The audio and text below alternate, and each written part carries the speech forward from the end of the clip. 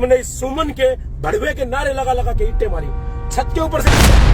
देखिए, जहाँ तक माफी का सवाल है, इस जन्म में तो मैं माफी मांगूंगा नहीं, अगले जन्म में मुझे पता नहीं। एक भीड़ जाके हमला कर देती है, उसकी कुर्सियां तोड़ देती है, उनका गेट।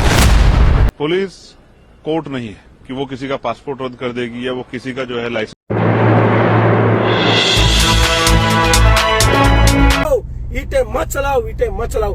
तुमने अखिलेश यादव के नारे लगा लगा के, तुमने सुमन के भड़वे के नारे लगा लगा के ईंटें मारी छत के ऊपर से चौथी मंजिल। अरे नीचे आता मर्द का बच्चा था भड़वे, ऊपर खड़े होकर के तुम ईंटें मार रहे हो।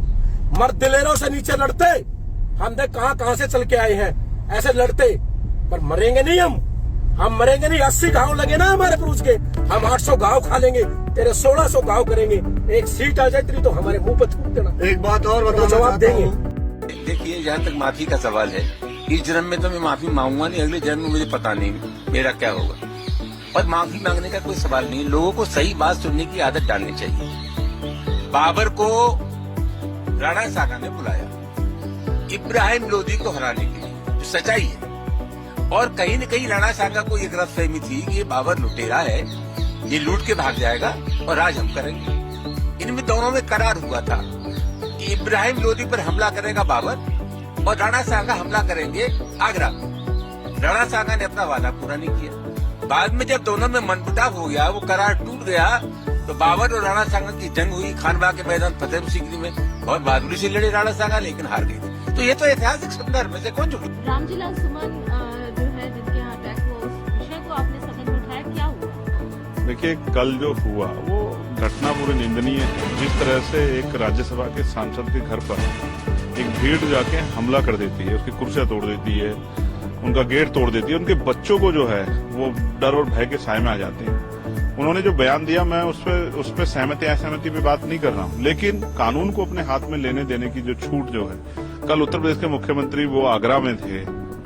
बड़ा चिंता का वह ऐसे जो है, ऐसे भीड़ तंत्र को किसका संरक्षण है कि वो पहले जो है पूरी जातिगत माँ बहन की गालें देते हैं, उनके परिवार गालें देते हैं और फिर जाके इस तरह का हमला कर देते हैं। क्या कानून व्यवस्था, इंटेलिजेंस कहाँ है, एडमिनिस्ट्रेशन कहाँ है? अगर कोई किसी के बात से जो है उसकी पीड़ा हर्ट हुई तो वो उसके लिए पुलिस के पास जाए, कोर्ट में जाए, लेकिन इस तरह से भीड़ लेकर हिंसा कर देना। इसलिए मैंने अपना विरोध दर्ज कराया और मैंने अन्य साथियों से भी कहा कि उनको भी बोलना चाहिए कि वो जो एमपी हैं, क्या वो इसलिए हमला किया शेड्यूल कास्ट के हैं? तो इससे मेरा विरोध है और मैंने स्पीकर सर से कहा है कि इस पर वो चर्चा कराएं कि अगर राज्यसभा का एमपी उस पर हमला हो रहा है तो फिर लॉ एंड ऑर्डर, पुलिस प्रशासन ये क्या कर रहे हैं वहां की सरकार? और क्या ये ऐसा तो नहीं कि सरकार के संरक्षण में हमला हो रहा है? इसका जवाब भी जो है वहां की सरकार को, और यहाँ जो है स्पीकर सर के जरिए मैं सरकार से मांगता हूँ, केंद्र सरकार से, इतना बड़ा हमला, इस तरह की स्थिति कैसे बनी?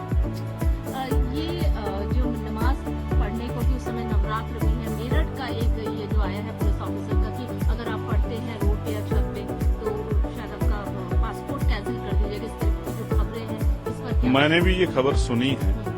मैं आपको स्पष्ट कर दूं कि उत्तर प्रदेश पुलिस में एक होड़ लगी, कौन मुसलमानों के प्रति ज्यादा घृणात्मक स्टेटमेंट दे सकता है जिससे उसकी पब्लिसिटी और उस पर चर्चा।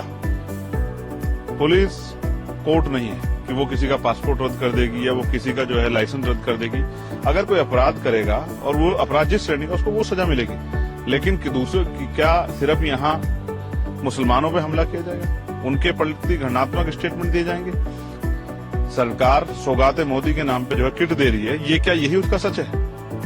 कि आप अगर कह रहे हैं कि आपके अधिकारी कह रहे हैं, क्या ये सरकार का ऑफिशियल स्टेटमेंट है? क्या सरकार ऐसा चाहती है कि अगर कोई नमाज पढ़ेगा, कहीं भी नमाज पढ़ेगा, अगर वो सड़क पे पढ़ लेगा या वो छत पे पढ़ लेगा तो हम उसका पासपोर्ट रद्द कर देंगे? सरकार क्या माहौल बनाना चाहती है? मुझे तो ऐसा लगता है कि आने वाले कल में मुसलमानों को सांस लेने के लिए भी जो है उसमें भी परमिशन की जरूरत पड़ेगी। और ऐसा ना होगा कल कोई कानून बन जाएगा, मुसलमान सांस लेगा तो उसका सांस लेना हम लोग बंद कर देंगे। उत्तर प्रदेश सरकार और केंद्र की सरकार को ध्यान देना चाहिए कि उनके अधिकारियों को क्या हो गया है। उनके अधिकारी जो है अधिकारी कम नेता बनने के चक्कर में याद लगे, इसका खामियाजा जो है आम जनमानस को भुगतना पड़ रहा है और उनमें भी मुसलमानों को, कमजोर वर्गों को ज्यादा भुगतना पड़ रहा है।